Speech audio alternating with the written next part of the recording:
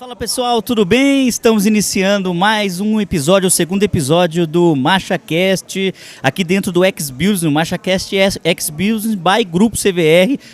Esse episódio é um episódio especial, é um episódio que eu estou fazendo com o meu parceiro, meu sócio, meu grande herói, meu pai, e também o meu parceiro do MachaCast, o apresentador oficial do MachaCast, que hoje está lá no meio da galera, entrevistando a galera, e vai ser um episódio muito especial. Tamo junto, meu filho. Que prazer enorme estar aqui com você, meu filho, que eu sempre sonhei de estar nós dois juntos aqui, ainda mais hoje com essa pessoa maravilhosa que eu sempre tive um sonho de trazer aqui na bancada do MachaCast. Mário, que prazer enorme de estar com você hoje aqui. Bom, Machado, parabéns aí, ó, porque você é um cara teimoso, né? Tivemos juntos sempre. Eu pensei que tu era um peão. Lá em Douradina, vendendo seu queijo, quietinho, entregando queijo. Parecia até um pobrezinho, rapaz. E o homem é rico, pobre, em sabedoria e empreendedor. Parabéns, eu acho que isso é coisa boa, eu acho que tá bom.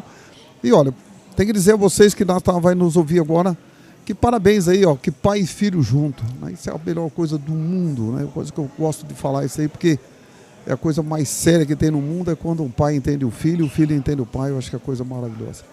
Hoje é muito mais difícil o filho entender o pai do que o pai entender o filho. O pai até que tenta, né? Mas os filhos é difícil. Aquele espaço que você falou ali, né? Entre pais e filho à distância, estamos né? vivendo um mundo que é bastante veloz, ele é bastante ligeiro, e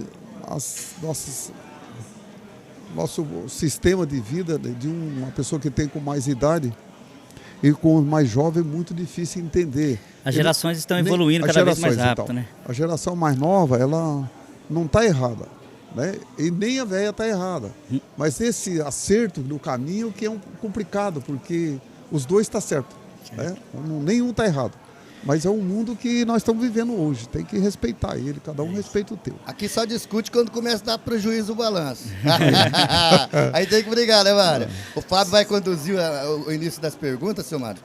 Seu Mário, eu dei uma olhada, assim, já vi as suas palestras, eu já vi várias, já tive com você lá na CIM, lá em Maringá, vendo você transmitir seu conhecimento. Eu acho que você faz isso pelo Brasil inteiro aí, é um dos maiores empresários do nosso país.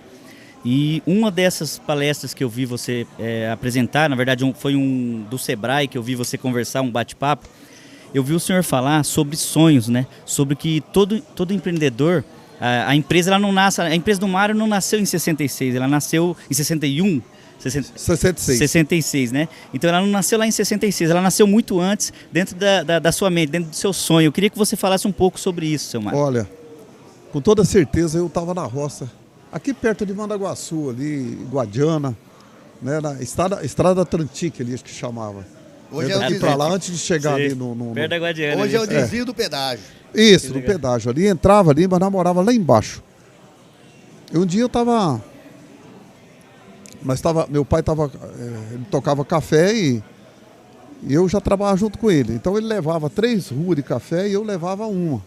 Mas eu era menino, eu devia ter 6 anos e meio, nessa faixa. De vez em quando ele vinha dar uma me ajudada, né? E aí minha mãe levou a nossa marmita. Naquele tempo a marmita era diferente, era o arroz, o feijão separado e o que tinha de mistura, que normalmente era banana frita e abóbora, né? Eu nunca passei fome, não. Nunca passei necessidade. E nesse país, o homem que fala que passou fome é porque é preguiçoso mesmo, né? Não tem outro nome, porque é um país que dá de tudo.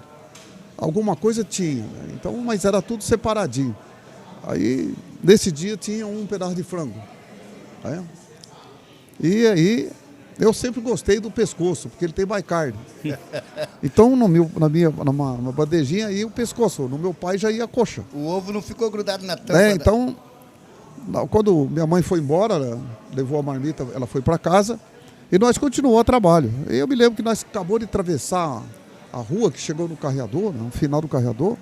Eu falei pro meu pai, né? Eu falei, pai, mas carne é gostoso, né? Carne de frango é gostoso, mas nós tem tanta galinha e a mãe, nós coe milho, então tá carpando no cada tronco, cada quadrado do pé de café, de 4 pés de café, tinha uma planta de uma cova de milho.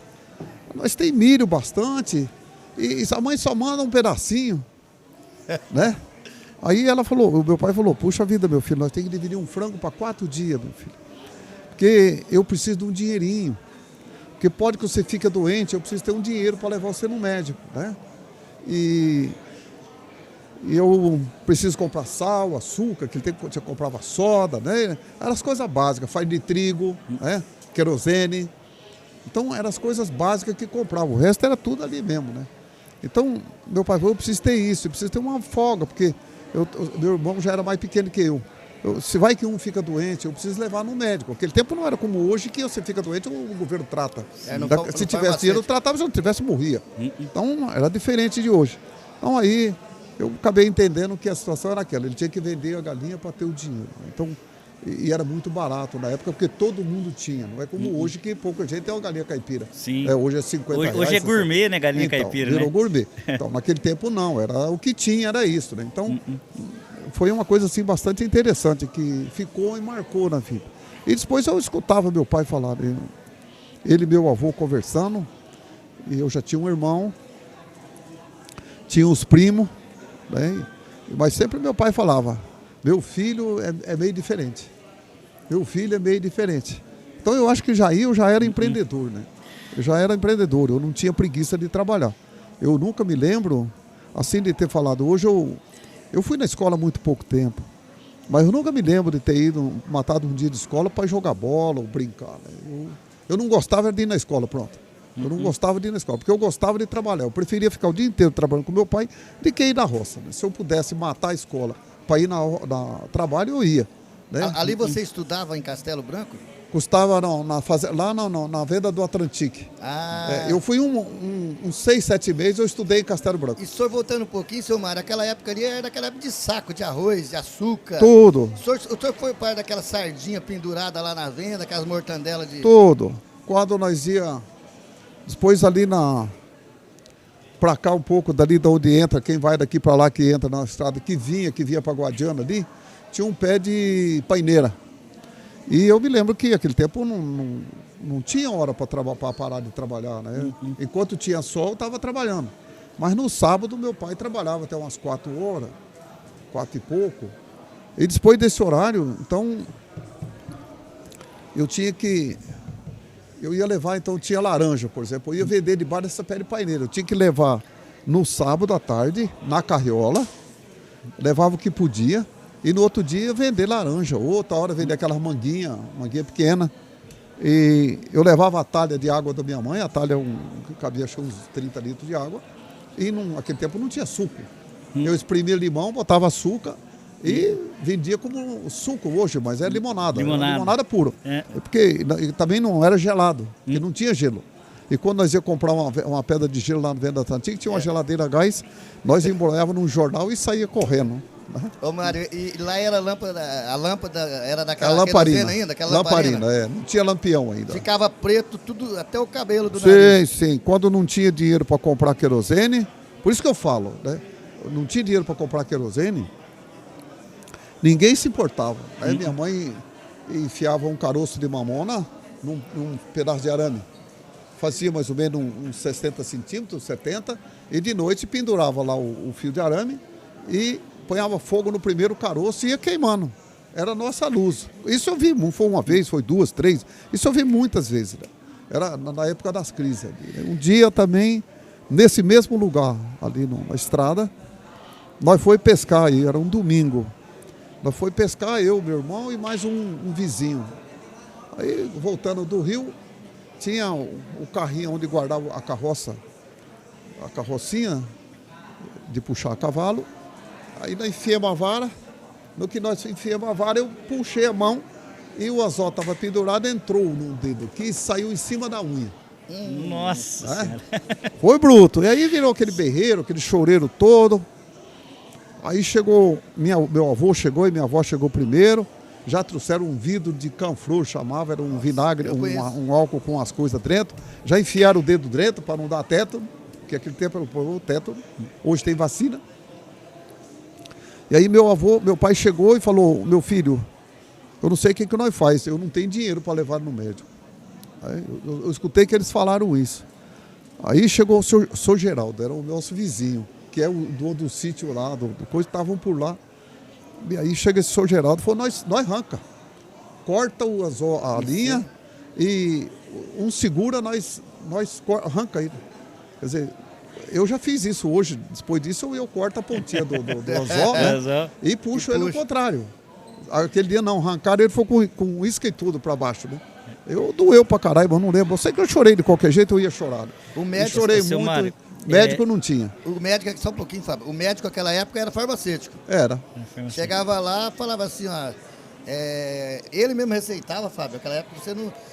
E tinha muitos farmacêuticos, em uma cidade que a gente nasceu, chamada Borrasópolis, o farmacêutico, ele batia muitos médicos grandes de Maringá. Ah, mas hoje, isso aí, até em Douradina aconteceu muito isso. Né? O seu Nivaldo da farmácia. É mesmo. Né? O seu Nivaldo era um... A gente tinha um o Chico, Nivaldo, né, lá onde a gente morava, né, pai? Lembra do Esses Chico? caras eram mais do que médico, né? Eles davam remédio pra tudo. Febre amarela, não. Era o verme, Em primeiro Rondônia, era verme. em Rondônia, Dava injeção. nas farmácias tinha maca. Né? Tinha maca porque o pessoal tava lá tomando soro, porque pegava febre amarela, malária, né? O nego tomava uma injeção lá, saía mijando azul, igual tá essa tela aí, azul, né? Ô, seu Mário, eu vou pegar uma fala que o senhor falou aí no início, né, sobre a questão do estudo, que você falou que na época o senhor não gostava, mas como eu sei um pouco da história do senhor, olha o poder que é o empreendedorismo, né?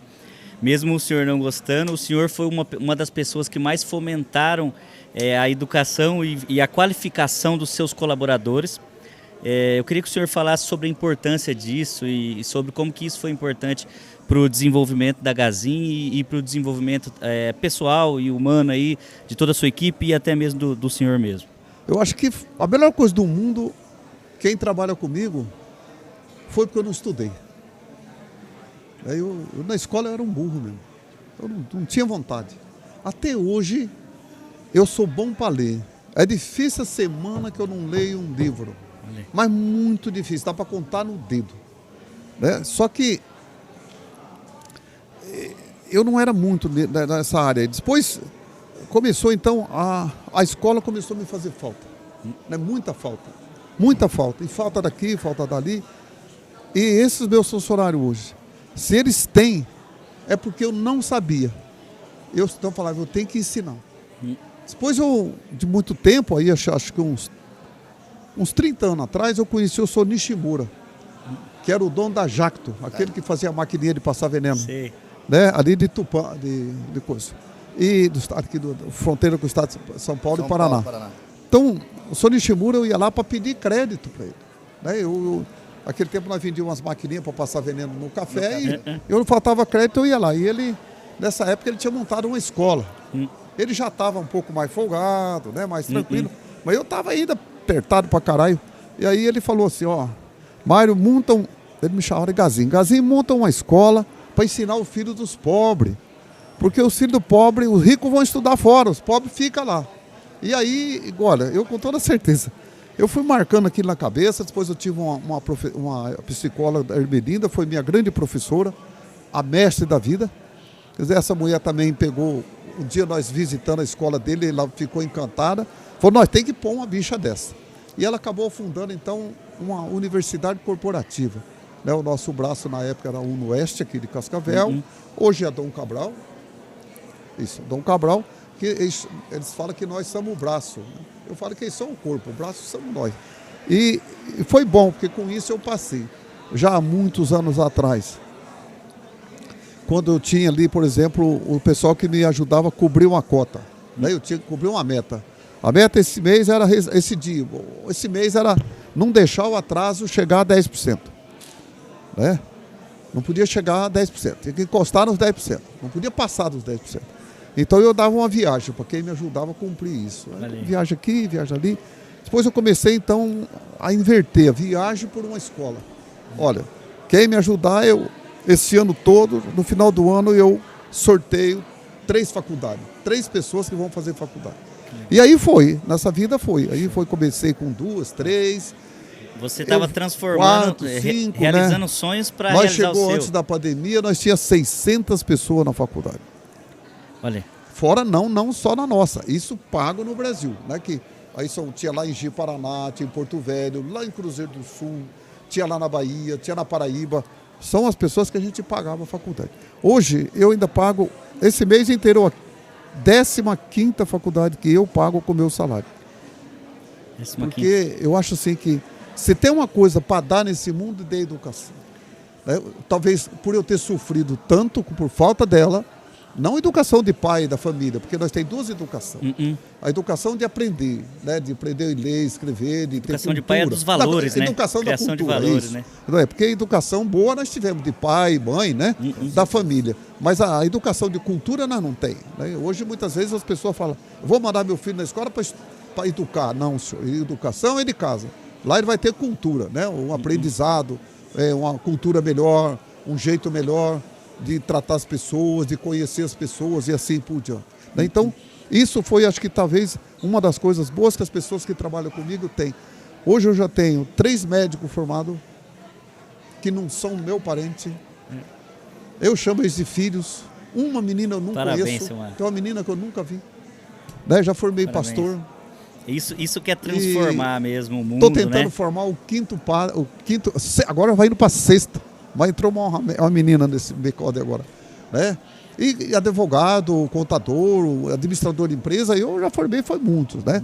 Mas esses assim, ali a Gazin, fora a Gazin, tem um monte ainda, continua. Com a pandemia houve essa mudança um pouco, mas se Deus quiser vai voltar tudo igual como a gente precisa ter, né? Porque se você quiser mudar o mundo, muda a educação, né? Dê educação ao povo, né? Você não quer eleger um corrupto, dê educação ao povo. A gente usa muito, Fábio, como a energia boa, Mário, que você passa para as pessoas, entendeu? A energia, é igual você está falando de educação. Eu coloco para você o que o Mário tinha, o que o Estado tinha para oferecer naquela época, Mário, nos anos 70? Zero. Olha, naquele tempo, o Estado não podia oferecer nada. Que ele também não tinha. Era tabuada. Era tabuada, né? E não tinha muito o que oferecer. Eu falo assim, não tinha nada que se oferecer. Né? Nós somos um país um pouco atrasado, porque a formação nossa veio, talvez quem... também não tem, né, tudo. Nós éramos um país explorado pelos portugueses, né? Depois veio as outras culturas que também exploraram muito aqui. Então, isso atrapalhou um pouco o nosso crescimento. E a política também, né? A política também veio aí atrapalhando, talvez uma política copiada de outro país que não era o que podia ser copiado. Isso faz tudo, porque se você quer crescer, copie o que o outro está fazendo. Agora, copie melhor que você faz, né? Copia sempre melhor. É igual... Então nós tivemos aí, era um país que precisava de crescer, que tinha que crescer. Quer dizer, nós não tinha rodovia, nós não tinha energia elétrica, nós não tinha nada. Então era um tanto difícil. Nós tínhamos escola tudo de prédio de madeira, uma infraestrutura muito mal, mas era um país crescente ainda, né? Se nós olhar aqui, eu falar assim para vocês, vamos pegar ali no ano 70, em 1970, 69, né? No ano de 1969. Pega aí, o Brasil tinha 70 milhões de habitantes. Aonde estava focado esses 70 milhões de habitantes, que Porto Velho não tinha 15 mil, 20 mil pessoas. Rondônia não tinha... Estava mal distribuído. Rondônia não tinha 50 mil pessoas. Estava todo focado, pega lá, de Manaus, tudo na beira do mar. Toda a população estava aqui. Né? Entrou os governos militares e pegou esse povo e começou a dar a terra para um lado, dar a terra para o outro, e empurrar esse povo para fora. E olha aí, em 2, 3 anos nós já foi de 70 para 90 milhões de habitantes. E isso cresceu muito. Acho que isso foi uma das coisas assim que... A melhor coisa que os governos militares fez foi essa aqui. Tirar o povo da beira do mar e mandar o povo aí para o Mato Grosso. Olha, o Mato Grosso não tinha população nenhuma. A terra era barata, né? O né, Goiás tinha pouca gente, o Pará, pouca gente, né? Tocantins não existia. Então era uma coisa assim que faltava muito aqui, é o empurrão. Né? Ô Mário, naquela época, Fábio, o Mário viveu muito essa época. Uma vaca de leite para dar 2 litros de leite era muito. Quando muito, 3 litros. Muito, 3 litros. Você pegava um porco, ele tinha que dar gordura, né, Mário? Isso. Hoje eles inverteram. Inverteu. O porco tem que dar carne. Dá carne. Gordura é muito pouco. Então eu coloco assim, para você chegar hoje, nessa genética que foi modificada tudo, né, Mário? A pessoa fala, mas não vê. Olha o conhecimento, quem nós era, Mário, naquela época. Eu via que se buscava, na minha época de jovem, Fábio, se comprava retalho para fazer roupa. Sim. Fazia calça de retalho. Saco alvejante, aquele saco alvejante. Oxe, nós tínhamos os libaneses, né, que andavam de carroça vendendo aqueles fardos, né, de roupa, tudo da mesma cor. A cueca não tinha. Homem e mulher, tudo padrão. usando a mesma cor. Né, isso tinha muito, né, tinha muito disso. Só que tinha, o prazer de sentar, eu me né, lembro mano? que tinha um fardo, tinha um libanês que passava na nossa região lá. Se eu não me engano, depois ele acabou morrendo em Paranavaí. E sou Ismael. Né? Então, olha lá. Aquele tempo tinha o fardo número 1, número 2 e número 3. Né? O número 1 era os mais riquinhos que compravam, talvez tinha roupa separada para mulher e homem. O resto, meu filho, era tudo igual. Né? Tinha coberta, tinha tudo. Era aquilo que Era tinha. o prega-dedo. Né? Você lembra do prega-dedo? Hoje você chega na cama assim, é um monte de coberta. Não é coberta, aqueles fofo, grosso. Adredom. Né? Edredão, é tudo. Aquele tempo era cobertinha, nós chamava seca-poço, lembra? E você já imagina, Fábio, colchão de palha de milho, com sabugo às vezes, né, Mário? Palha de milho era amargoso. Aí você olhava ali, só que, rapaz, você destampava aquele caldeirãozinho, né, Mário? O sabor benção. Era uma benção, o sabor era outro. Hoje, se você chegar e... Tem criança que a gente vê, né, Mário? Hoje, se você perguntar como é que nasce o pé de feijão, ele não sabe. É o caminho. Eu estava na fazenda não faz muito tempo. É Daniel. Eu tinha um rapaz, um menino bom, que eu gostava muito dele. Ele só foi embora porque ele era bom, pronto. Senão ele estava comigo até hoje. E aí um dia, ele estava lá já com nós uns 30 dias, e nós dormíamos no mesmo quarto e cozinhava dentro do mesmo quarto. Nós dois era ali. Eu dormia no beliche, ele dormia em cima e eu embaixo, porque ele era mais magrinho, ligeiro, né? Aí um dia eu comprei repolho. Aí na hora da janta eu estava lá picando o repolho e ele falou, o que você vai fazer com isso aí? Eu falei, não, vou fazer uma salada para nós comer. Não come isso aí, isso é comida de porco. Eu não como isso não. Você vê, o cara, ele tinha uns 25 anos, entre 25 e 30 anos. Veja aí como que é a coisa, né? Todo mundo reclama que o pessoal hoje da roça não come carne. No nosso tempo não comia, mas hoje come. Hoje é uma benção, né? Os patrão dá mais, ficou mais melhor, as coisas andaram mais, a educação melhorou muito, né? Falta ainda a educação tecnológica, mas o resto melhorou muito do que nós estamos vivendo. E o Brasil tem muita coisa para melhorar, e se Deus quiser vai melhorar. O pessoal fala de crise, né, Mário? Mas você quer mais que a crise de 63, daquela geada, que eu falo assim, que secou o Paraná, pegou fogo no Paraná. Tudo. Queimou tudo. Aí veio a geada de 75. Liquidou o Paraná. Liquidou o Paraná. Eu falo, por isso que eu falo, o povo brasileiro são heróis. Veja, aqui nós sabemos vencer crise, né? Crise. Porque, é como nós falamos, crise... Tem dois jeitos de fazer crise nesse país. Muita gente aí fica pensando como que nós faz, como que nós não faz, né? Como que é isso, como que é aquilo. Mas tem dois jeitos, dois tipos de crise. Uma é o clima, é o tempo. E o segundo é o governo. É os dois homens, as duas coisas que faz crise nesse país. O resto, tudo a gente consegue. Né? Você vê, agora choveu, o ano passado não choveu. Esse ano choveu demais, sobrou soja para todo lado. Né? Sobrou tudo que é grão para todo lado. Aí tá aí, uma coisa assim que abaixou o preço, todo mundo reclama. Esquenta a cabeça não, vai melhorar um dia. Pode demorar 2, 3 anos, porque encheu o mercado ficou estagnado, né? Mas faz parte da nossa vida, do nosso mundo. Então crise, gente, acontece quando tem muita abundância, né? Quando tem abundância, a crise está embaixo. A abundância cai, a crise sobe. Não tem jeito, é um em cima do outro, né? Nunca elas vão ficar paralelas. Nunca vai ficar paralelo. Nunca vai ficar. Sempre vai estar um embaixo, outro em cima. Seu Mário, eu vi que você falou aí até sobre, antigamente o pessoal pegava modelo de política lá fora e queria implantar aqui dentro. Hoje eu estou vendo no empreendedorismo, acontecendo muito isso dentro do empreendedorismo, né? As empresas elas começam a se desenvolver e está tendo a facilidade de informações, né? Até com a internet, e eles pegam metodologias que às vezes foi aplicado na Amazon, no Google, nas grandes empresas aí mundial, e começam a implantar isso dentro das empresas. Eu queria que o senhor explicasse a diferenciação de fazer esse filtro, a importância, igual o senhor, por exemplo, tem a GPTW lá na tua empresa, eu vi que isso virou uma cultura muito forte lá dentro, mas você trouxe isso como uma cultura específica da tua empresa. Até numa matéria que eu vi, o senhor comentou que, tipo assim, a gente fez a GPTW da minha empresa sendo um ambiente bom de trabalhar, sendo uma das melhores empresas aí da América Latina para se trabalhar, mas não, a gente não mudou nossa estrutura, a gente não tinha, tipo, eu queria que o senhor falasse um pouco sobre isso, sobre a importância disso, né, desse filtro e de como que a gente tem que fazer isso. A cultura, né? Então isso tem o nome cultura, né? Toda empresa, a cultura é do criador. Coca-Cola. O cara que criou a Coca-Cola vendeu a cultura dele. E o cara que comprou era um farmacêutico. Ele continuou usou a cultura do outro. Isso é muito bom. Agora, quem é mais pequeno, tentar copiar a Amazon é muito cara. Copiei uma mais pequena que está indo bem. Uma mais ou menos parâmetro, ou um pouco mais, ou um pouco menos, mas tenta corrigir a sua empresa com o erro do outro, né? Agora, pega aí uma pessoa que vai montar uma empresa agora, pega uma online, vai montar uma empresa online, eu vou copiar da Amazon, vai quebrar. Não é... Porque a estrutura lá é muito diferente da estrutura aqui. Só para vocês terem uma ideia, em 1998, eu pensava em montar uma fábrica de porta e janela em Douradina. Eu já tinha mesa e cadeira, para aproveitar o pessoal que vinha, os meus caminhões que vinham no Mato Grosso, trazia madeira e nós fazíamos. Aí quando eu fiz os 2 barracão, certinho, e fiz o barracão da serraria, para fazer porta e janela. Aí, tudo pronto, fui para a Itália comprar máquina.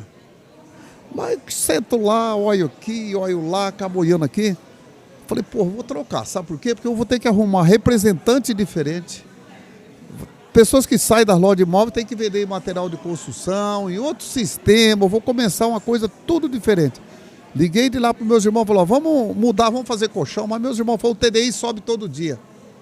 Falei, foda-se o TDI, né? Vamos fazer essa coisa. Aí, de lá já fui para os Estados Unidos, inverti a compra de máquina. Quer dizer, em vez de comprar máquina para mesa e cadeira, comprei para colchão. Foi uma coisa acertada, porque o colchão eu já estava no caminho. Né? Eu não tive que experimentar um mundo novo. Né? Aí, então, sim, aí eu comecei a copiar aqui, copiar ali. Aí eu copiava da Castor, comprava aqui da UFA. Eu copiava de todo mundo, alguma coisa. E isso é muito bom, gente. É muito mais barato copiar do que criar. Português ficava bravo, mas você copiava. Isso, xingava, fazia tudo. Aí comecei a ir para a Alemanha, já copiar uma máquina lá, outra máquina aqui. E tá aí, gente. Hoje é isso que acontece. Agora, se você for eu querer copiar uma fábrica de colchão lá dos Estados Unidos aqui, eu tô morto. Né? Porque o mundo é outro, o gosto deles é diferente do gosto nosso. Pega, por exemplo, cozinhas, né? Cozinhas aqui, nós vendemos muitas cozinhas de aço. No Rio Grande do Sul não vende. Santa Catarina não vende. Então, a gente tem que estar focado, porque o Brasil é um país, é um continente, é um país diferente de muitos outros países. Esses dias eu falei com o diretor comercial da Jamel. É boa. E ele falou para mim assim, Fábio, uma coisa que você tem que aprender, né? Você nunca vai conseguir mudar uma cultura forte. Por exemplo, por mais que você venda tequila no Brasil, você nunca vai vender mais tequila do que cachaça. E lá no México você nunca vai vender mais cachaça do que tequila. Esquece, isso é cultural, isso veio de gerações por gerações e vai continuar. Então você tem que aprender a adaptar ao mercado, né? Eu prefiro tomar uma pinguinha da Jamel do que um whisky. Aí, ó, a propaganda da Jamel aí. O Jamel, com certeza. Nós aqui. Faz o Pix. Mas eu gosto mesmo. O pessoal da Jamel era vizinho do meu pai ali no Paraguai. Né? Então, legal. Eu gosto muito desse pessoal. Ô Mário, nós estávamos falando um pouquinho lá atrás, Fábio, de colchão, né? Você, se não me engano, você foi um dos primeiros a sair daquele monopólio ali dos colchão grande, né? Na época que você trouxe o colchão para Gazinho, produziu o colchão. Isso. Porque ali era poucas empresas que tinham um porte assim, tirando a Roncone lá, que era antigo, né? Era mais essas empresas grandes que faziam os colchão bons, né? Os outros faziam flanelinha lá, né? Pai, bom naquele tempo ninguém fazia, né? Eles faziam... Era o 4D. Enfeitava, porque na verdade você vai comprar um colchão, você compra o tecido, as coisas que estão por fora. Por dentro, vamos lá, a mesma mola que está num colchão de 25 mil reais, está num colchão de 600 reais. Né? O mesmo forração em cima, a primeira forração que está num de 25, está num de 500, 600. A diferença daí para cima. Aí um morre ali, o outro continua crescendo, né? Então, essa é a grande coisa. Mas naquele tempo não tinha, porque a maior parte era colchão, aí nasceu o colchão de espuma, nasce a espuma. Só para vocês terem uma ideia, a espuma não nasceu para ser colchão. É porque na época os navios que vinham da Espanha e de todos os países, aqueles navios de madeira, eles traziam muito barril de pólvora. E quando os caras soltavam aquela bola daqui para lá do canhão, a bola de canhão não era nada mais do que uma bola de ferro quente. Quando ela caía em cima do navio, o navio era de madeira, pegava fogo. E aqueles barril de pólvora vinha batendo um no outro e explodia. Então não era mais soltar uma bomba dentro do navio, era soltar acender um palito de fósforo lá dentro. Era pôr fogo na coisa. E aí nasceu a espuma para forrar os barril. E aí, daí a pouco, acabava de descarregar aqui, os barril iam voltar vazio, os peão, os marinheiros, deitavam em cima daquela espuma, e aí nasce a espuma para o colchão. Fizeram os primeiros testes. O primeiro teste, né? E aí nós tivemos aqui, saiu o colchão de palha e de crina, que ele já chamava, que é de capim. Mola que... Isso, uma molinha ruim, né? Uma mola, não era ruim. É que um colchão de mola tinha 48 molas. Hoje tem 300. Né? Então veja aí a diferença. Né? Era uma mola muito dura e era uma longe da outra. O cara ia fazer uma mudança, põe o colchão em pé, aí o forração ia tudo para um lugar só. Ele ia dormir na mola pura. Então, hoje não, hoje mudou tudo, a cultura mudou. Veio o Inmetro, que corrigiu a espuma, corrigiu muita coisa. Isso foi uma coisa boa, assim, que fez com que tudo, agora sim, agora tudo é igual. Né? Igualou todo mundo. Né? Uma coisa assim. Agora estão fazendo colchão de isopor. Colchão de isopor. Para baixar o custo. Não, eu vi esses dias, até tem um amigo de Maringá que é fabricante, ele com o e-commerce, eles estão colocando o colchão agora, fazendo ele dobrar e ficar pequenininho por causa do transporte. Mas não vendeu bem. É. Eu fiz também, mas não Você vendeu. fez? É maravilhoso, é fantástico. Mas é a questão da cultura também, né? A cultura, não pegou. Nos Estados Unidos isso funciona. É. Porque lá todo mundo leva. Aqui não, aqui tem o tar da entrega. Né? Entrega aqui. A gente quer saber do serviço, da qualidade da garantia, o povo né? que paga mais caro para ser entregar. Então, tá aí. Ô Fábio, para nós dar uma sequencinha mais, eu queria chegar assim, Mário, eu acho que você concorda também, Fábio. Eu queria que você chegasse, Mário, quando você começou a empreender no CNPJ dos outros ali, né, Fábio? O que você acha? Empreender no CNPJ dos outros. De outras pessoas. Quando você saiu, você contou passou a história... a ser investidor, deixou de ser empreendedor, passou a ser... Deixei de ser empregado. Não, deixou de ser empregado e foi ser empreendedor. Você me contou uma vez lá do que você trabalhava com o patrão, que você via que ele falava, ele não contava para você quanto que dava. Eu queria que você contasse nessa parte para nós aí, né, Fábio? Para dar uma sequência. Bom, talvez também quem trabalha comigo hoje tem essa facilidade de abertura. Eu falo assim que nós somos a empresa mais aberta do mundo. Porque todo mundo sabe o que nós faz. Ninguém nada é escondido. Nada é escondido. Eu sou pobre, não quero ficar rico. Eu e meu irmão, nós reza todo dia para não ficar rico. Nós nunca rezamos para não ganhar dinheiro. Porque a riqueza sobe na cabeça, a minha não sobe. Então, isso é muito bom. Essa é uma coisa boa, ficar rico e ter dinheiro. Hoje está acontecendo lá do contrário, né, seu Mário? As pessoas estão querendo não ter dinheiro e ficar rico, e parecer rico, né? Então, lá, eu perguntava pro meu patrão, quanto nós vendeu esse mês? Não vende nada. Eu falava, caralho, eu trabalho feito um filho da puta aqui, pai, e nada vende. E o dia que eu perguntei para ele quanto dava de lucro? Falou, não dá nada, nós vivemos aqui porque a minha sogra é parteira. Cristo de Deus, era eu que carregava a véia para fazer parto. De carroça. E meu pai gostava, porque quando eles me chamavam de noite para mim levar a senhora lá de carroça, meu pai gostava. Falou, pô, lá vem galinha, lá vem um porco. Porque a véia tinha tanto, que ela não cobrava, mas ela dava era um saco de arroz, um saco de feijão, era porco, banha de porco, frango, era tudo que ela ganhava para fazer parto. Eu não sei que diabo que é injeção, essa porra da injeção que a mulher toma para ganhar de Deus, eu não sei. Você sabe o que é isso, não? Então, é uma injeção. Aí, agora facilita, né? Isso, hoje aí quando nós montava na carroça, e ela falava, ela me chamava de guri, ó guri, essa família não tinha o dinheiro para me pagar a injeção. Eu também não sabia, eu era menino, né? Eu tinha aí 12, 13 anos, até menos, não sabia o que era isso, né? E não tinha o dinheiro para pagar a coisa, né? Quer dizer, mas levava frango, levava uma galinha, era os partos que nós fazíamos, né? Então, a véia era boa para fazer, e ela não tinha uma perna, né? Ela não tinha perna, ela andava de boleta, ela perdeu a perna numa serraria, numa correia de serraria. Então era uma senhora, ela era muito brava, mas eu gostava muito. Eu aprendi muito com isso, né? Acho que valeu a pena. Feliz o patrão que tem um empregado que é bravo. É porque aí você vai aprender com ele. Se você tiver um muito mansinho, você não vai aprender nada. E aí, gente, como eu estava falando, eu falava assim sempre, o dia que eu tiver uma empresa minha, todo mundo tem que saber quanto que eu vendo, quanto que dá de lucro, o que é que eu ganhei.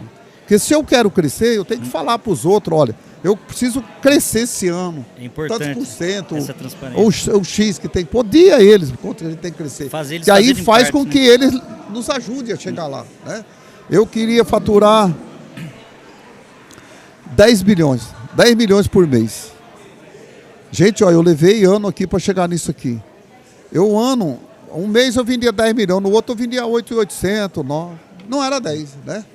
E assim, ó, isso foi muito tempo, muito tempo. Aí um dia eu sabia o que fazer, eu peguei, botei um crachá aqui no meu bolso, né? Pendurei um crachá 10. Todo mundo me perguntava, Mário, que é isso aí? Me ajuda a vender 10 milhões. Eu precisei de ajuda dos outros para vender. Eu sozinho não vendia. Eu precisei de procurar ajuda. Aí peguei era uma FCB que eu tinha velha lá. Eu botei onde o velocímetro ali, botei lá, 10. Aí mandei bordar 10 na florina do travesseiro. Né? E escrevi lá onde eu corto a barba, 10. Aí minha mulher, ela mesma perguntava assim, mas que diabo é esse 10? Me ajuda, filha, me ajuda a vender 10 milhões. Me ajuda. E aí nós trouxemos o gerente da matriz, na época não era tantos. Fizemos uma reunião, falamos e falou, vamos 10. Naquele meio deu 10, no segundo deu 10, no quarto deu 10. Quando deu 4 meses, deu 10, eu falei, vamos voltar de novo todo mundo aqui, vamos fazer o seguinte, vamos botar um concreto aqui, que aqui nunca mais nessa empresa vai de falar em 10. Vamos falar em 12.500.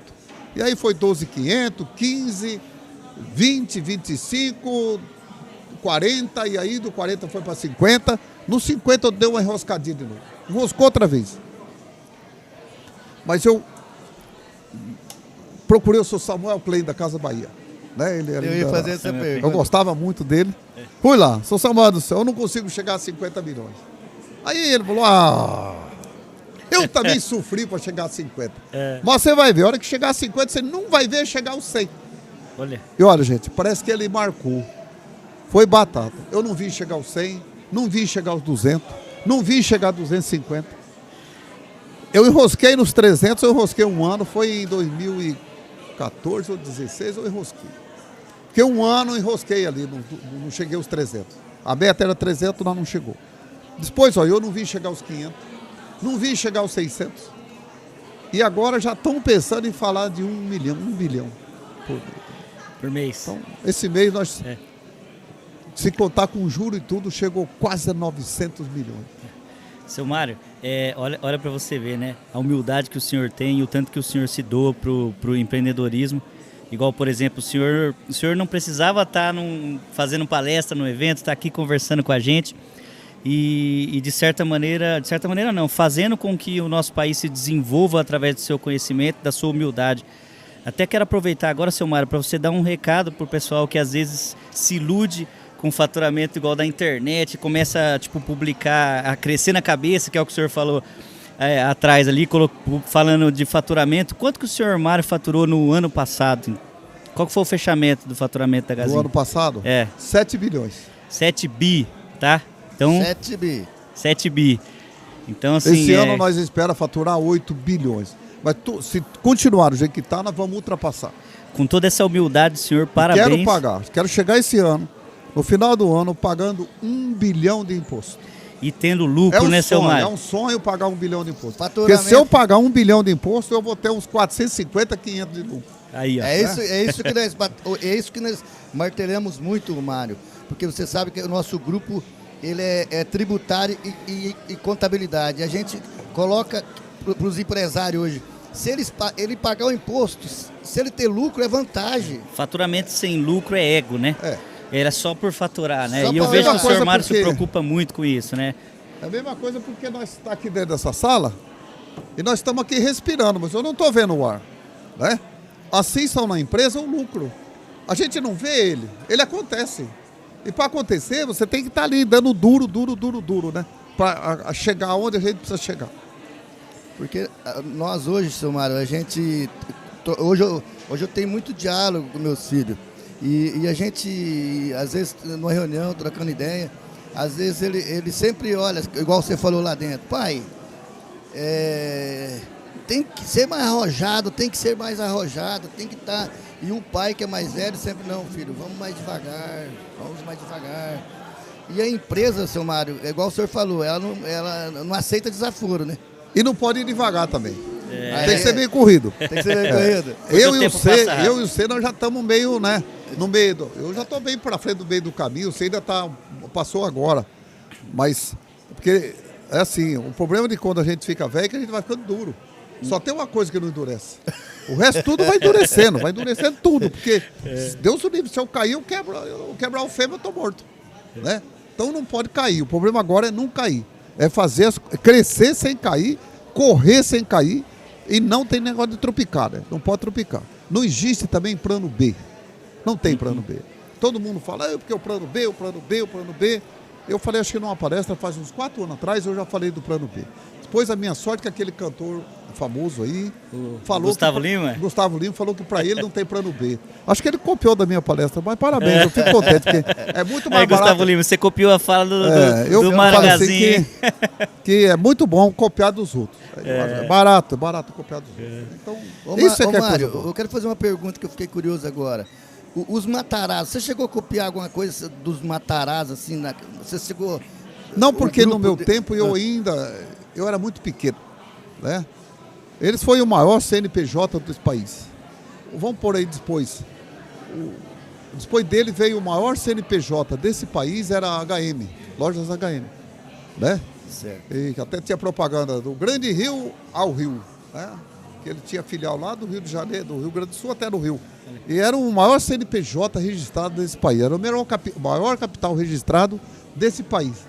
Então, isso é coisa boa, eu acho que é bonito, né? Não foi uma empresa que não vingou depois da morte do pai, os filhos não conseguiram tocar. Nem o registro da marca eles têm, mas... Ele hoje não vale mais nada, porque ninguém não. mais lembra disso, né? Então, ficou lá.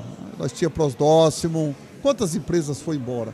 Mas isso faz parte, não tem problema, né? Acho que isso todo mundo.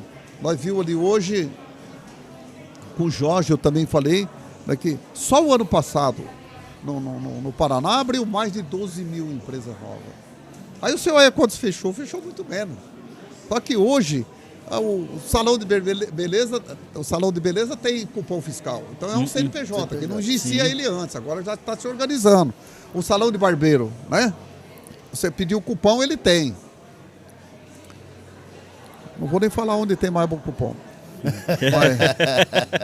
Tem uma boate lá na minha cidade que tem cupom fiscal. Tem cupom fiscal? Só o endereço não é boate, mas tá lá, né? 14, é hotel. É hotel, né? É hotel. Então, isso são coisas que nós não tínhamos no passado. São coisas novas que estão acontecendo. E muitas empresas que estavam adormecidas, começou a aparecer. Né? E a pandemia fez muito isso, nascer muita coisa nova. Pessoas que viviam aí na zona de conforto, a pandemia fez eles sair da zona de conforto. Né? Uns não foi bem, mas se eu contar, a maioria foi. Né? A grande maioria foi. Eu fico triste agora, Machado, porque nós estamos vendo aí umas empresas quebrando. A primeira coisa que elas falam é culpando a pandemia, né? Culpando o coronavírus. Culpa tudo, na verdade, não é só a pandemia, mas né? Se tirar hotel, o turismo fora, o resto nunca nós ganhamos tanto dinheiro como nós ganhamos. Queria que todos vocês que estão nos ouvindo, compra a revista Exame, agora que vai sair, se eu não me engano, em julho. Sai em julho, das 500 maiores empresas. Lá vai estar lá o lucro das empresas de 2019, 2020 e 2021. Você dá uma olhada em 2022. Cara. Muitas mandaram dinheiro, muitas empresas mandaram o dinheiro para fora. Porque tinha medo que um ganhava, que o outro ganhava e ficou nessa lenga-lenga. O dólar está baixando porque está vindo dinheiro demais de fora. Não é dinheiro que já era nosso. O Brasil é um país paraíso fiscal. Né? Manda dinheiro para lá, manda dinheiro para cá, manda dinheiro para lá. Hoje virou tudo igual. Que o Brasil, seu Mário, o que eu me sinto muito, o brasileiro é muito mal informado sobre o imposto. nós temos assim, ó, 3 maneiras. Porque é o jeito de cobrar, é o jeito de cobrar, Machado, né? Nós está errado. Porque quando eu vou lá, porque na verdade o comerciante, o industrial, ele não é O pagador. ele não é um pagador. Quem é pagador é o consumidor. É isso que eu ia falar. É isso. O consumidor é que é o pagador. Ele só é um intermediário. Intermediário. Mas como o imposto está embutido na mercadoria, existe essa sonegação toda. Essa sonegação é muito grande. Tudo indica que agora nós vamos ter o IVA. Né? Que é um imposto É um único. risco. É meio que único, não vai ser único, mas ele vai gerar, vai poder gerar crédito. Pelo até menos ele vai grupar os outros. Isso. Menos guia para fazer. Sim, né? Vai exatamente. tudo numa guia só. E, segundo o que eu estou vendo lá, ele vai ser cobrado como é nos Estados Unidos, como é em outros países. Então, por exemplo, você quer mandar trazer, comprar agora, vai sair o telefone celular da Apple, não sei se é o 14 ou 15, mas vai sair um lá novo. Então, você vai mandar $1.000, que custa $1.000. Você pode mandar 1.085, porque 85 é de imposto. E Quando tem que ser transparente, né, essa parte do imposto. Você passa, quanto que é o telefone? R$1.000. R$1.000, é $1.000, é $1.000, fica no $1.000, mas na hora que você vai pagar, deu 1.085. Né? Eu, de vez em quando, eu vou lá e eu vejo aí nas lojas. Um dia foi lá o cara comprar uma loja que tem um cabelinho aqui, que é a marca forte dele, e aí ele comprou lá, acho que um monte de camiseta, short, né? Tudo. Na hora de pagar, tinha dado mais ou menos uns $750, $800. Aí deu quase uns $70 a mais. Aí o cara estava lá teimando que o cara estava errado. Aí eu falei, moço, é o imposto. Aqui paga separado. O governo já na hora ele fica sabendo que ele tem na conta dele mais 70 e poucos dólares. Né? Isso, eu acho que aqui no Brasil vai ajudar muito, muito essa cultura da notinha. E quem sabe a gente consegue reduzir esse imposto no futuro, né, seu Mário? Porque eu vejo que a gente mora num país que... Eu vou dar um exemplo do Simples Nacional, né? É um benefício e tal, mas é uma maneira meio que do governo, às vezes, não fiscalizar tanto o empresário, e aí ele acaba por isso, acaba sonegando muito. Então a gente vive num país que... como que eu posso falar, assim, de uma maneira mais clara, mas que... O governo, ele finge que não olha, mas ao mesmo tempo ele cobra mais caro. Ou seja, você está sonegando, mas ele está cobrando mais caro. Ele não está deixando de receber, né? E aí vive um país que acaba sendo... o cara acaba virando como se fosse um refém, de certa maneira, um corrupto ali, para não poder cobrar o governante depois. Eu acho que... Eu sinto que é meio isso. Não sei se o senhor concorda. É isso mesmo. Eu vou um pouco mais longe. Eu sou um pouquinho mais velho do que todo mundo aqui. Então... Quem tem a minha idade, 74 anos, 75 ou até um pouco mais, vai lembrar quando criaram a lei do ICM. Porque antes, em 1964, não existia. O imposto assim, nego pagava, era por metro quadrado. Né? Aí vou fazer uma loja. Medir o tamanho da loja, pagava por aquilo ali. Hoje, aí em 64, com o governo militar, eles criou os impostos, né? Criou o IPI. E criou, junto com a mesma caneta, criou o ICM, que era ICM só, não era ICMS, não tinha um serviço no meio. O serviço ainda não era cobrado. Né? E aí criou o ICM. Eu me lembro, gente, a hora que meus patrão tinham mais medo do capeta de que vender sem nota. Vender sem nota. O cara não vendia de jeito nenhum. Naquele tempo eu não pagava imposto como hoje. Você tinha que ir lá na coletoria comprar um monte de selo e ponhar o selo pregado na nota fiscal e carimbar. Tinha que todos carimbos. Porque se o fiscal pegasse, eu corrigir era o carimbo. Porque se eu não carimbasse, eu podia arrancar o selo e botar de novo em outra coisa. Então tinha que ter um sinal de carimbo. O que vale era carimbo. Então tudo era desse jeito. Hoje mudou. Eu ainda tenho eu tenho disso lá na minha guardado. Isso graças a Deus eu fiz. Ô Fábio, o que eu estava falando, seu Mário, assim, ó, o povo brasileiro, eles não sabem que é eles que pagam imposto. As pessoas mais simples, você vê que ela vai no mercado, deixa o carrinho, se você pegar o tributo que ela pagou, mas ela não sabe.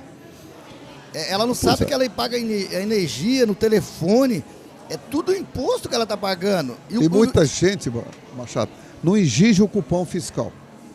E quando você não exige o cupom fiscal, você não pode reclamar que teu filho não tem escola. Teu filho não tem saúde. Porque tudo está focado ali, né? Tudo focado. Eu sei que o governo Eu falo que Brasília Brasília é o nosso Distrito Federal, que não tem fundo aquela porra, né? Aquilo é um município sem fundo, né? Não tem fundo aquilo. Mas nós temos que pagar, porque se nós não pagar, pior será. Então tem que pagar. Então, se cada um pagando, se Deus quiser, vai ter alguém que vai enxergar isso. E cada um pagando, eu acho que a gente fazendo a nossa parte, quem sabe um dia a gente tem uma pátria aí que consiga prosperar cada vez mais, né, seu Mário? Ô Mário, eu queria dar uma entradinha ali, eu sinto esse desejo, Fábio, de fazer essa pergunta pro Mário. O que o Mário sentiu quando o Mário viu que no começo da Gazinha, aquele povo indo embora de Douradina, e você amava de coração aquela cidade, e você via aquele povo reclamando, e o Mato Grosso, Rondônia, mostrando soja, feijão com 2 metros de altura, arroz perfiava um caroço, 10 pés de arroz. O que levou o Mário? Você chegou, Mário, sentar e falar assim, o que eu faço? O que você pensou naquele momento? Olha, era uma coisa assim, né? Nosso município era grande, entre Douradina e Maria Helena tinha 33 mil habitantes, que era o nosso município na época, era Maria Helena. Douradina era um distrito. O nosso distrito chegou a ter só 4 mil pessoas em 1990. Nós somos o segundo município com maior invasão rural. Acho que o primeiro é Miradouro, ali perto de Paraíso do Norte. Perto de Paraíso. Depois é Douradina. Porque o nosso era café. Aí, na época, as serrarias que nós tínhamos em Douradina começou a ir embora para o Mato Grosso do Sul, outra lá para Sinop. As máquinas de café nossa começou então a ir para o Paraguai, né? Porque o Paraguai plantava muito café. Começou a ir lá para São José dos Quatro Marcos, São José do Rio Claro, começou Tangará da Serra, né? Ji-Paraná aí eu não vamos falar mais perto. Vamos deixar o Ji-Paraná para mais tarde. Mas o pessoal ia muito para Rondônia, de fato. Mas vamos falar das coisas que estavam fixas em Douradina, que conseguiram mudar ela. Aí eu acabava indo levar mudança para lá, mudança para cá, e mudança para lá, e mudança para cá. Não, era só para lá, não para cá, nada. Aí eu chegava lá, via aquele movimento, aquela loucura, né? Nossa senhora, era em Eldorado, ali no Mato Grosso do Sul. O avião descia dentro da avenida para levar dinheiro no banco. Nossa. Era uma loucura. União Cascavel lotada. O avião dava uma passada assim, a cachorrada saía tudo da rua. Nossa. Limpava a rua. Aí da outra ele vinha. E aí, olha, com toda certeza, eu comecei, então ia lá, via aquela coisa, aquela loucura. Eu falava, eu tenho que abrir uma loja aqui. Aí, quer dizer, então eu larguei o Paraná para trás. Eu não abri filial em Paraná. Eu acabei indo só para o Mato Grosso. Todo mundo fala, mas por que foi para lá? Porque o povo da minha cidade foi para lá. Não foi porque eu não queria o Paraná. Foi por estar lá. Aí, e naquele tempo não se falava em logística. Era carreta e frete. Não é isso? Aí eu abri loja aqui, abria outra 1.000 quilômetros longe, outra 1.200 quilômetros longe da outra. Mas é porque o povo estava lá. O povo saía de Douradina e ia para São José dos Quatro Marcos, ia para Tangará, né? Ia para Juína. Até a 10ª loja, é tudo consequência do povo que morou no meu município. Então você vê, eu tinha loja lá em Juína, 800 quilômetros para frente de Cuiabá, e não tinha loja em Cuiabá. Faz 3 anos que eu abri loja em Campo Grande. Eu passava ali todo dia, os caminhões passavam, mas não tinha loja ali. Aí os caras falavam, porque eu tinha medo de cidade grande? Não era medo. Era nada. É porque eu tinha que acudir lá atrás, que eu tinha errado, eu tinha que corrigir lá atrás, né? Aí entrou a logística no meio e nós acabamos, então, ajeitando lá, ajeitando aqui. E hoje, seu Mário, até uma pergunta que eu creio que bastante gente deve perguntar para o senhor. Eu conheci ali Douradina, porque meu pai é dali, então eu conheci a cultura que a Gazinha tem ali dentro, e como as pessoas têm orgulho de falar que trabalham na Gazinha ali, isso é algo muito interessante, né? Mas eu queria perguntar para o senhor, assim, por que o senhor continua em Douradina, a empresa do senhor está lá, eu sei que você tem polos em outros lugares, empresas em outros lugares, e o que aquela cidade tem que o senhor mantém as suas raízes ali? Bom, fica ali, ó. Não era. É que nem agora, depois da pandemia. Eu fico menos um pouco do que eu ficava antes. Mas eu falo assim, não é justo eu mudar da minha cidade, a cidade que me deu tudo que eu tenho. Que eu criei tudo lá dentro. criei minha família, todo. Agora eu pegar e ir embora e largar meu povo. Não, jamais. Né? Isso jamais. Aí você vai perguntar, mas você nunca teve vontade de ir embora? Olha, quando eu sonegava imposto, eu pensei de ir embora. Porque eu era muito fiscalizado, porque eu estava numa cidade mais pequena, todo mundo olhava. Era bem conhecido. Aí todo mundo falava, você tem que ir para São Paulo, uma cidade grande, que aí você é mais um, você é mais um. E olha, gente, quando eu fui fazer o cálculo, tudo certinho, eu parei de sonegar em 1997, foi dia 7 de setembro de 1998. 1998 eu nunca mais soneguei no dia 8 de setembro de lá para cá. Né? Aí isso transformou bastante hoje a sua empresa, seu Mário, em questão de controle. Você acha que isso foi... Ela tinha controle quando eu vinha sem nota também. Tinha controle, tinha 2 controles. Um com 100 e um não. Um com nota e um sem nota. Só que dava mais trabalho um pouco. Mas eu falava para todo mundo que eu vendia sem nota. Eu não tinha medo de vender, né? Porque eu não fazia. Eu errei, eu paguei por isso. Né? Eu me lembro que a última multa que eu paguei foi em 2000 e... Se eu não estou enganado, foi 2017 ou 2018. Foi a última multa que eu paguei desses anos. Eu levei mais de 10 anos pagando multa. Né? Porque eu fiz acordo e nesse acordo eu estava assim, eu podia ser fiscalizado, eu acabava de pagar 4 lojas, aí ia naquelas outras 4. E assim foi até acabar. A primeira que fez a delação premiada no Brasil foi o seu Mário. Acho que foi eu que fiz. Essa, Mário? Foi o seu Mário. Eu vi a viola em caco muitas vezes, mas foi lá, negociando. Mas no fim, deu certo. Deu tudo certo. Deu certo. Né? A pessoa que mais me apertou, eu tenho ele como meu grande professor. Talvez foi a pessoa que me ajudou eu chegar onde eu cheguei. Né? Eu falo assim, de vez em quando a molecada me pergunta, qual foi seu ponto forte? Onde você mais cresceu? O dia que eu parei de sonegar. Ali. E aí eu parei de pagar propina, parei de pagar um monte de coisa, não teve mais isso, não teve mais aquilo. Quer dizer, eu comecei então a mostrar o que eu tinha, ao que eu era.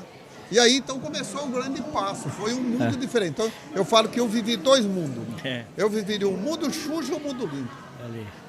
Né? E não tenho vergonha do meu mundo sujo. Sim. Né? Eu paguei muito por isso, sofri bastante, mas eu falo assim, todo homem tem que pagar pelo erro que faz. Né? Eu vi aí, quando aconteceu aquele negócio do JBS, né? Que aí começaram a prender tudo, e prender aquilo, eu acho que foi um governo errado. Né? Deviam ter pegado o cara e falou, ó, meu filho, o seu dia venceu.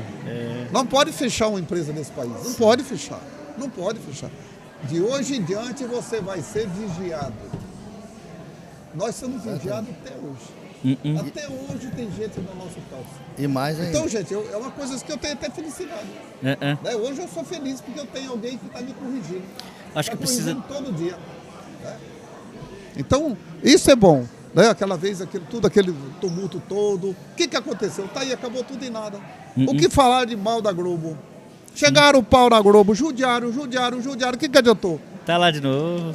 20 dias antes de terminar o mandato, o homem dá 15 anos de concessão. De novo, de liderança para eles. E ainda tirou, teve anistia nas multas, anistia em tudo, anistia em conta. Então, para que fazer isso? Por que não fez no dia? Estava todo mundo rodando. Né? Eles tinham enfraquecido, porque eles estavam pagando, podiam ter pagado mais imposto, mais multa, e tudo aí perdoou tudo. Então, acho que é o erro que está aí. Não pode acontecer isso. Isso não pode acontecer mais. Eu acho que um erro foi acontecer. Tomara que aprendam com isso. Né? Sim. Se o empresário está errado, pune ele. E vai, ó, você vai tocar daqui para frente, mas alguém vai te vigiar. Sim. Daqui para frente, meu filho, vamos ter a receita aqui todo dia. Você vai ser um exemplo aí. Isso. Ô, Mário, eu tenho outra pergunta para você. Dos anos 90, eu sei que nós vamos voltar um pouquinho para trás, Fábio. O que o Collor de Mello afetou na Gazin? O Collor de Mello, eu falo assim que ainda, se Deus quiser, o mundo vai estudar sobre ele. O Brasil precisava estudar sobre ele. Eu falo assim, ele nasceu no berço de ouro. Era o rei do Marajá naquela época. Né? Não. Combatente, né? Ele fez tudo errado. Ele era um jovem, ele podia ser presidente mais muitas vezes.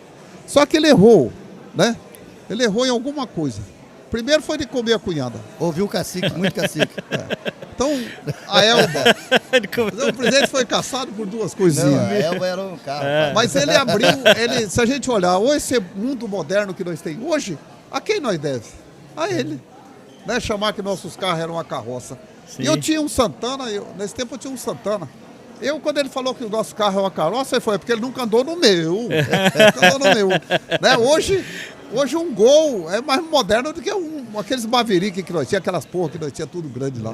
Então, veja aí, foi ele que fez essa transformação. Quando você via um cara com um radião na mão, brilhando uma luzinha, foi comprou do Paraguai. Era americano ou japonês. Né? Você ia comprar um videocassete. Quem tinha um videocassete tinha que ir no Paraguai comprar. Nós não tinha nada. Nosso país era todo fechado. E você acha que, Mário, você acha pela tua inteligência, você acha que teve muito dedo de muitos caciques na queda do Collor? Não. Foi o povo. O jovem. O jovem que derrubou ele. Você acha que foi o jovem? Foi o jovem. Quando ele pediu para o jovem colocar a bandeira nacional na janela, o jovem colocou uma faixa preta. O jovem ficou de luto de um dia para o outro. E derrubou ele nessa noite. No ano que você nasceu. 1990? Isso. 92, né? 90. 92. Ah, 92 que ele caiu, Ele né? caiu, Ele 92. caiu, 92 que ele caiu. Ele caiu em 92. Foi o que aconteceu, foi isso. Né? Tava aquele negócio do panelaço, e ele vai lá, gente, coloca aí para me ajudar a bandeira do Brasil. Ele colocou um pano preto. Acabou. O cara derrubou o governo. Né? Tinha fundamento em derrubar o governo dele. E eu vou perguntar para o jovem aqui, para quem você está aí, qual foi o melhor presidente da geração moderna? Quando eu falo moderna, foi dos militares para cá. Do Sarney para cá. Quem foi? Mário, eu votei em todos. Até no Lula. Eu também. Se eu falar para você que eu votei. Só que essa pergunta acho que era direcionada mais ao Fábio, né? Que você fez, Fábio. Você quer responder? Então, eu tenho minhas dúvidas, né? Porque Fala um nome aí. Cara, eu poderia falar que foi o Fernando Henrique. Mas, agora você falando do Collor, eu acho que esse conhecimento, Itamar Franco. Topete. Ah, tá. Que ele pegou um país que veio Intermediária. dos governos militares, um governo muito continuado, pegou aí o governo de Sarney de 6 anos, que foi que nós chamamos geração perdida, que foi a década perdida, né, os anos 80 a 90, foi 10 anos perdido. E esse homem assume o governo de novo, todo estrapalhado, né? Porque o Collor fez um estardalhaço, né? Com corrupção, com tudo, mas no fim ele caiu na arapuca. Por ter nascido num berço de ouro. Né? Aí, o que aconteceu? Veio o Itamar, coitadinho, aquele jeitinho de mineiro, aquela calma toda, foi ajeitando isso, foi ajeitando aquilo. Ele teve problema com os ministros dele. No meio do mandato ele casou com a menina nova, né? Mas foi bom, isso animou ele, porque só tinha morrido. Todo velho que morre de novo é porque fica com a mesma mulher, então sofre pra caralho. Aí ele, com aquela beleza do lado, né, foi no carnaval. É o que tá vivendo o Lula hoje. É verdade. É a mesma coisa. O Lula não morre de jeito nenhum, não. O cara mais feliz do mundo. Então, tá ali. Ele foi ajeitando. Não, se você olhar o crescimento do mundo e o crescimento que o Itamar deixou, foi maravilhoso. 4,5%, se eu não estou enganado, de crescimento do PIB. Ele pegou o Brasil e botou o Brasil em cima de um trilho. Aí veio o Fernando Henrique. Pegou, né? E botou mais uma máquina na frente para puxar. Aí, quando chegou o segundo mandato dele, já tinha os vagão caindo lá atrás. Aí veio o Lula, botou de novo, deu uma ajeitadinha no primeiro mandato por causa do Zé Alencar. Excelente homem, né? Era o vice e viria cobrando do Lula. O maior empresário mineiro, Fábio. Tá aí. De novo, outra vez. No segundo mandato do Lula, começou a cair vagão.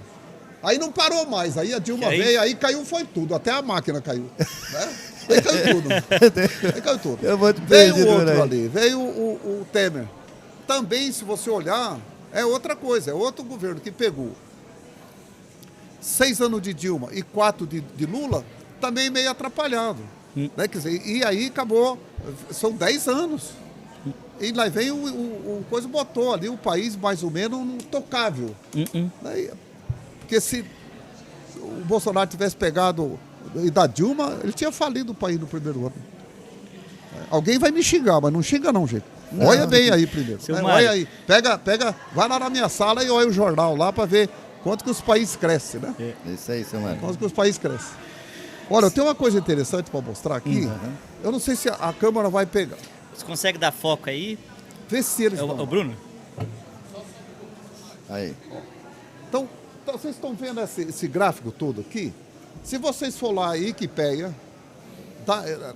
na Câmara no Senado Federal, vocês copiam isso aqui. Vocês veem, gente, que se vocês pegar aquela parte que está mais amarela, a parte maior ali, aquela parte é a dívida e juro que o Brasil paga. Então, eu não vou ver esse país assim nadando de braçada. Nem você, Machado, nem você. Talvez meus bisnetos vão ver. Porque é grande a dívida. Porque a dívida é muito grande. O Brasil é um país muito devedor.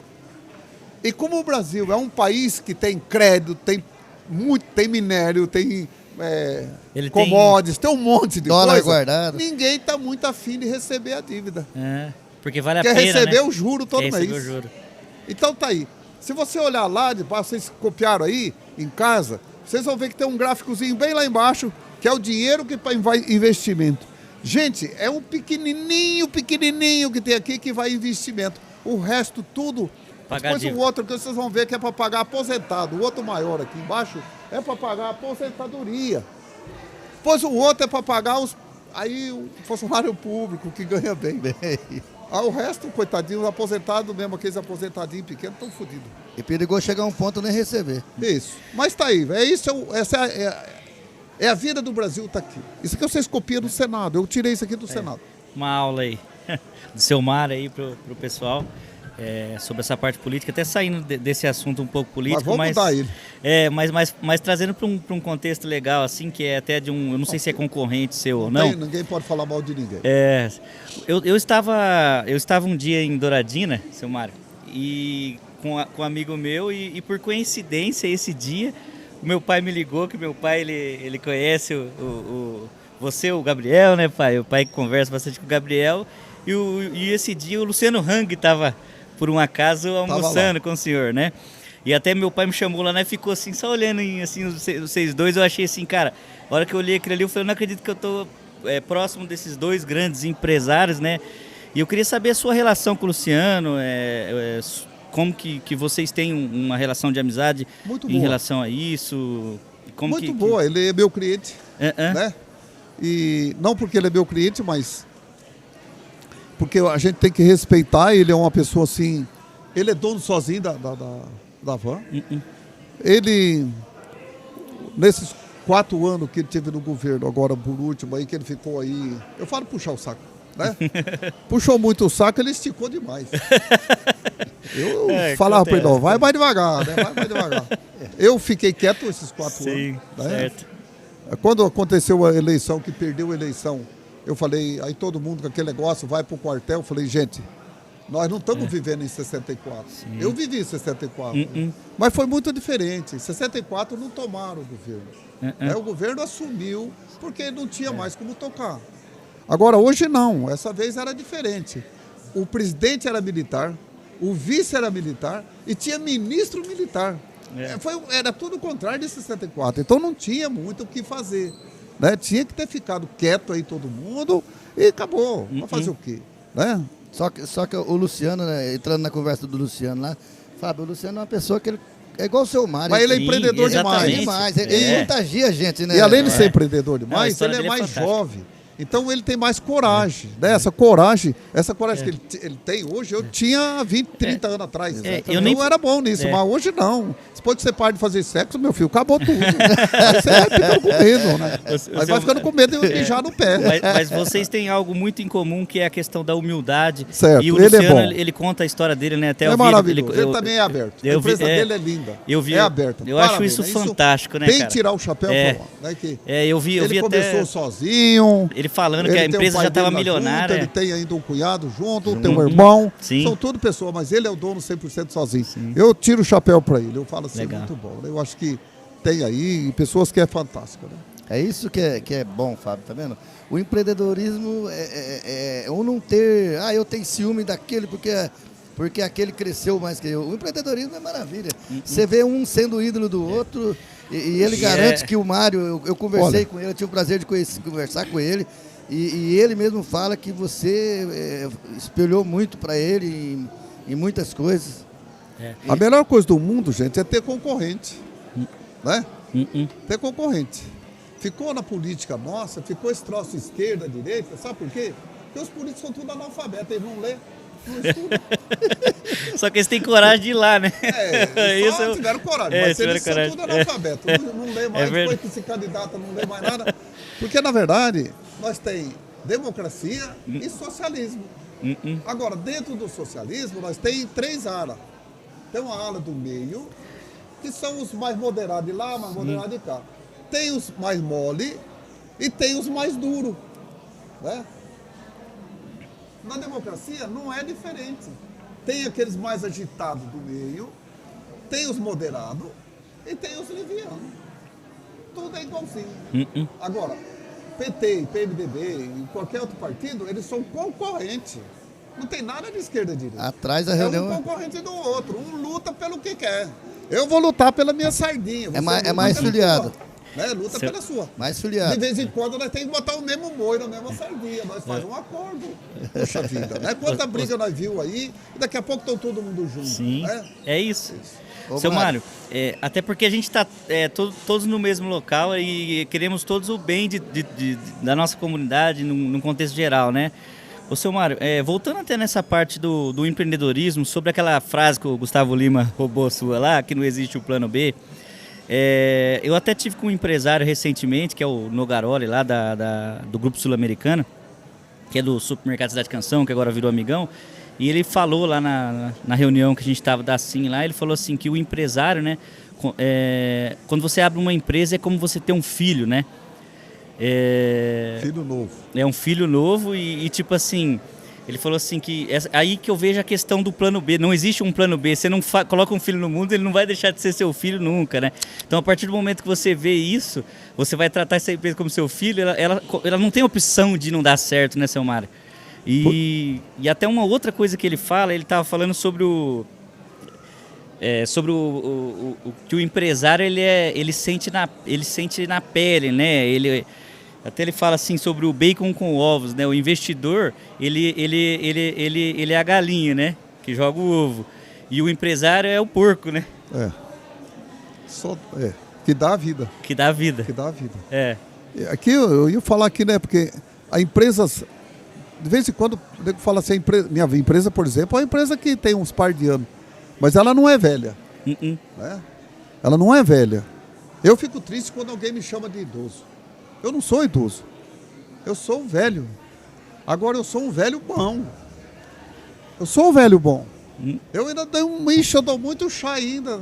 Tem muita correia para sair daqui ainda. Né? Muito de mula ainda, né? Agora, veja lá, quando vê uma empresa velha, né, uma empresa aí com 50 anos, 40 anos, ela não é uma empresa velha, ela é uma empresa jovenzinha, ela é uma nenê de colo, gente. Empresa, ela se caga todo dia. Ela se urina todo dia, você tem que limpar ela todo dia. Por que uns quebra? Porque começa a não limpar a criança. E começa a cansar de limpar. Começa a deixar pra lá. Fala, minha criança cresceu. Não cresce. Os nossos filhozinhos crescem. Mas a empresa nunca cresce. Ela tá sempre chuva. Todo dia você tem que limpar ela. E como uma criança, tem que botar talco no meio da perna. Tem que botar uma coisinha debaixo do sovaquinho dele, né? Tem que dar uma madeirinha, tem que dar uma chupetinha quando ele chora. O que quer dar apoiar a chupeta na boca de uma empresa? É botar investimento nela, é botar dinheiro nela. Quando você tira dinheiro, o que ela faz? Ela chora. E tem gente que deixa a empresa chorar até morrer. Morre de tanto chorar. Então essa que é a diferença ali de uma e outra. Ô Fábio, como o tempo não está muito mais esperando nós, eu queria fazer 3 perguntas, uma ligada na uma pro seu Mário. Posso fazer? Ué, pode fazer, com certeza, então, o podcast é seu. Ô Mário, eu queria eu perguntar uma coisa assim para você. Eu acho que ela é meio pessoal. Um cara que agregou um sobrenome de Gazin, que viveu aqui João Gazin. O que ele foi pro seu Mário? Ah, tem um aqui, ó. Tem um aqui que não trabalha na Gazin. Mas ninguém conhece ela se não é por Cíntia Gazin. Ninguém conhece ela por outro nome. Tinha um menino lá em Douradina que ele vendia liquidificador Arno, batedeira Arno. Ele já é bem velhinho.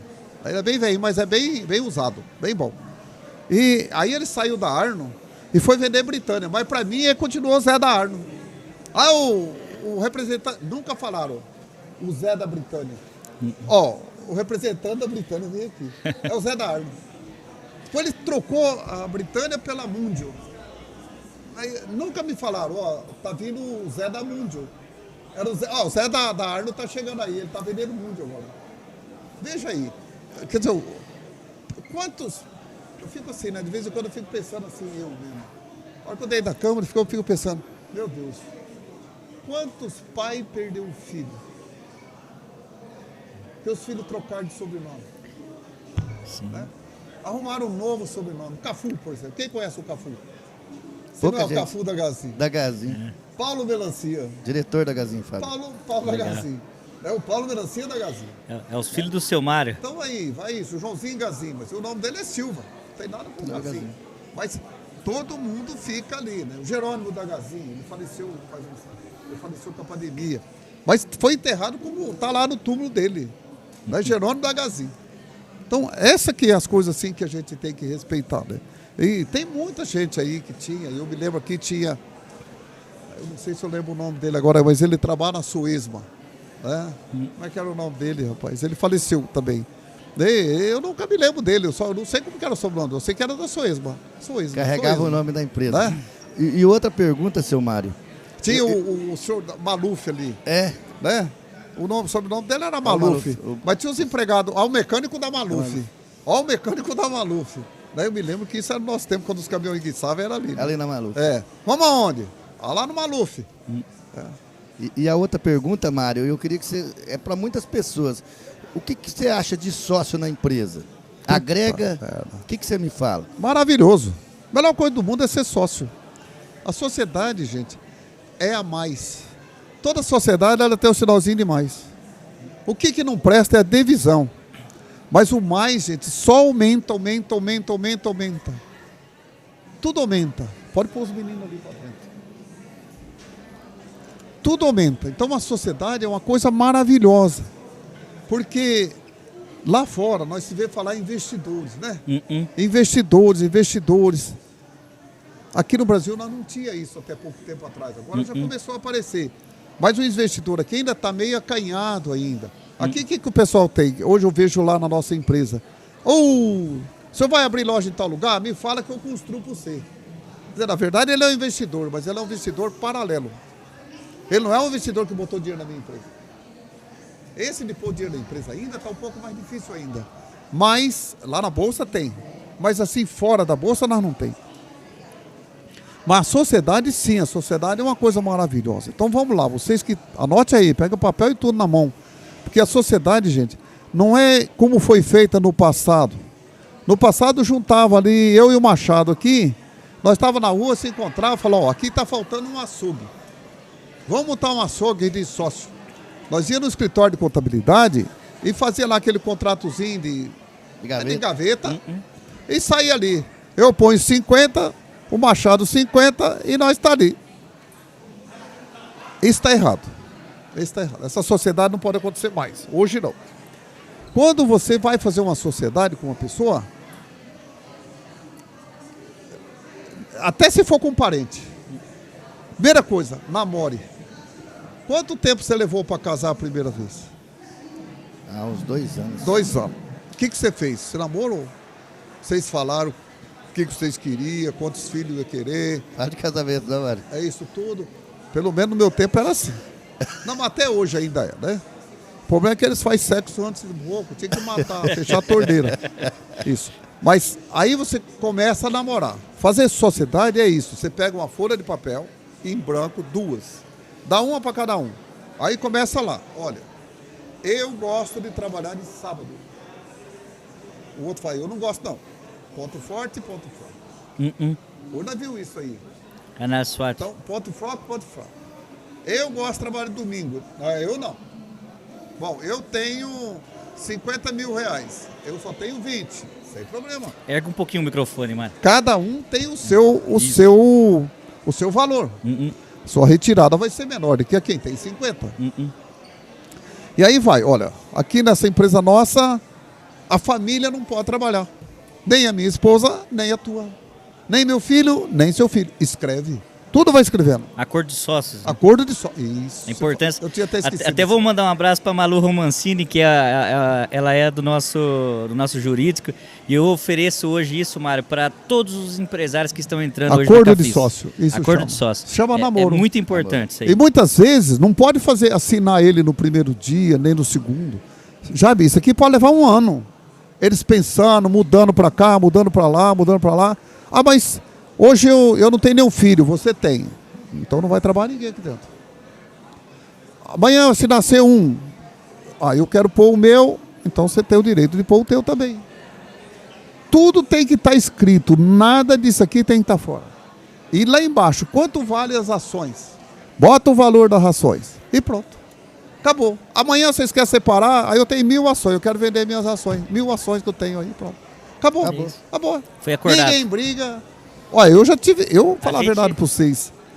Eu tenho um sítio que eu sou sozinho. Agora esse dia eu comprei outro. Mas juro que eu lutei para arrumar um sócio. Aqui depois não achou o que eu queria, acabei achando. Eu estava comprando um sítio de um rapaz, ele ficava meio pesado para mim, eu lutei para arrumar um sócio. Mas aí ninguém quis pegar o dinheiro esse dia, porque esse negócio de invadir terra, então estava na moda. Não, agora não vou, terra não. Não tem perigo não, gente, pode meter os peitos. Aí acabei não arrumando por isso. Aí comprei um mais pequeno, aí o pequeno eu comprei sozinho. Mas gente, agora eu preciso comprar um trator. Quanto custa o trator? 300 mil. Eu tenho que pôr 300 mil do meu dinheiro em cima. Se nós fosse sócio, eu ia pôr só 150. É aí. 150 é do outro. Eu tenho que pagar o empregado 5 mil, é 2.500 para cada um.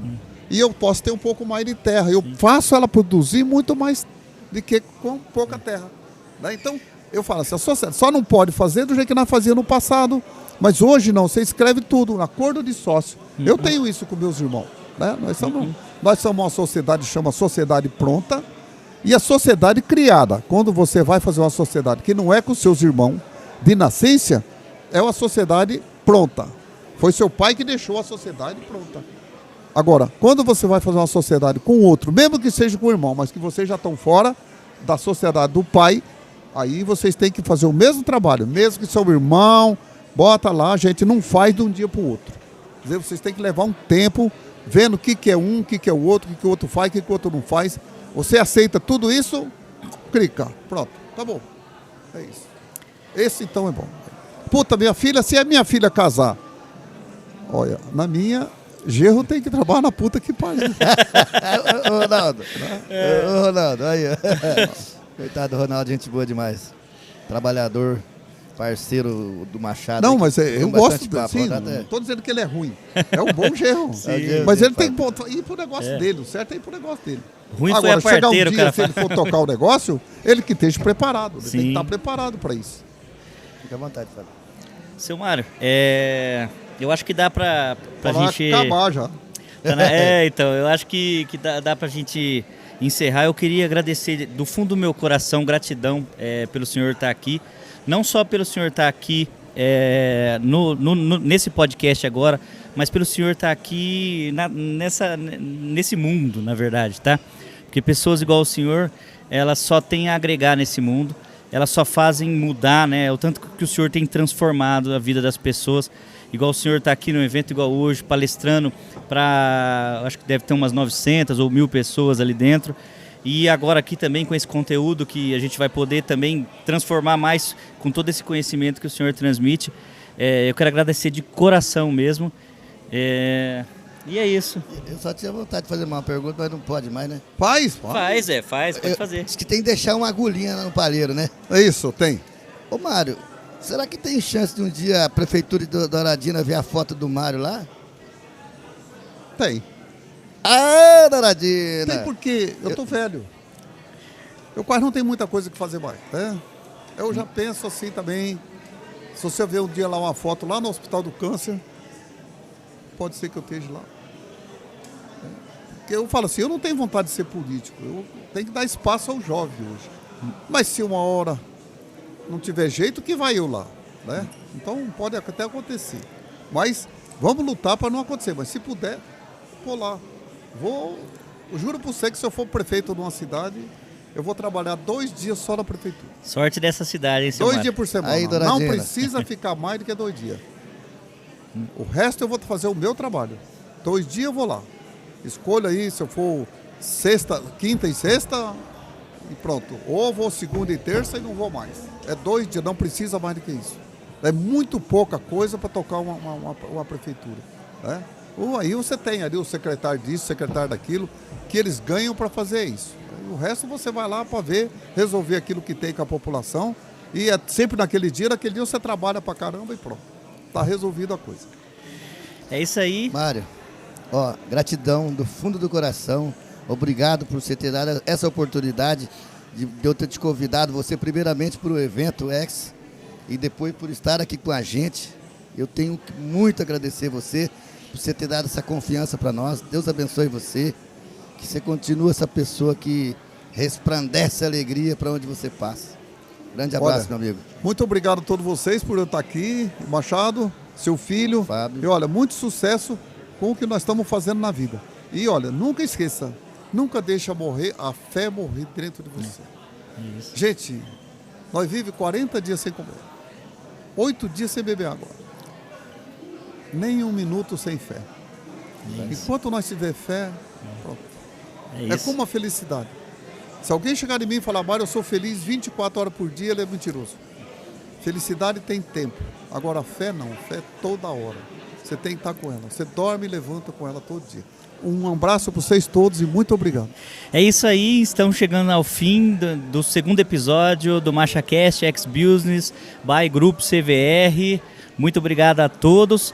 E a lição que a gente teve hoje aqui é siga os seus sonhos. Quem sabe você pode chegar um dia a ser um empreendedor de sucesso, assim como o seu Mário, e transformar o mundo.